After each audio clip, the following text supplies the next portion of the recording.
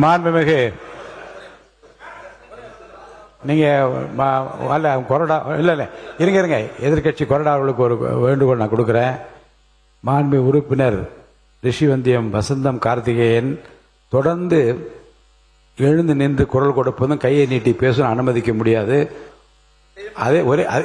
அதே போன்று ஒரே நீங்கள் எழுந்தால் மற்ற உங்களை சார்ந்திருக்க மற்றவர்கள் உட்கார வேண்டும் என்றாவது சொல்லிக் கொடுங்கள். பாருங்க இப்ப பாருங்க பாருங்க இப்ப பதில் சொல்ல இப்ப சொல்லுங்க. இதுக்கு நீங்க பதில் நீங்களே சொல்லுங்க பார்க்கலாம். நீங்க உட்கார வைங்க பார்க்கலாம். பாருங்க நீங்க உட்காரு. மாண்புமிகு உறுப்பினர் பேசுங்க. மாண்புமிகு பேரவைத் தலைவர் பேசுங்க.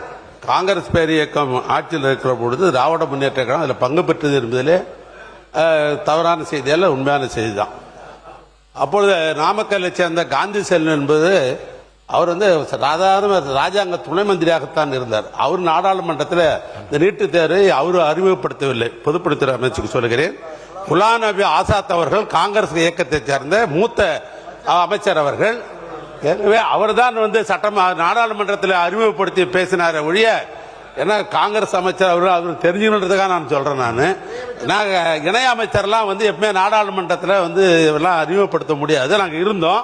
ஆனா அதே நேரத்தில் கேபினெட்ல நாங்க தமிழ்நாட்டில் இந்த நீட்டுத் தேர்வை நாங்கள் ஏற்றுக்கொள்ள மாட்டோம் என்று தமிழ்நாட்டு முதலமைச்சராக இருக்கிற கலைஞர் சொன்ன கருத்தையும் அந்த கேபினெட்ல சொல்லப்பட்டது மட்டுமல்ல, அப்பொழுது முதலமைச்சராக இருந்த கலைஞர் அவர்கள் கடிதமே எழுதினார். என்ன எழுதினார்னா, தமிழ்நாட்டுக்கு நீட்டு ஒத்து வராது, நாங்கள் இங்கே அறிமுகப்படுத்த மாட்டோம், ஏற்றுக்கொள்ள மாட்டோம் என்று சொன்னார்கள்.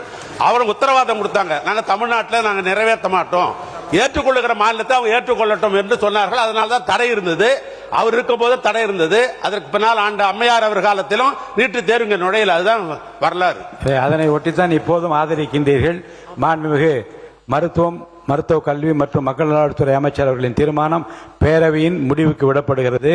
ஏற்போர் ஆம் என்க, மறுப்போர் இல்லை என்க. மறுப்போரே இல்லை என்று கருதுகிறேன். மறுப்போரே இல்லை. தீர்மானம் ஒருமனதாக நிறைவேறியது.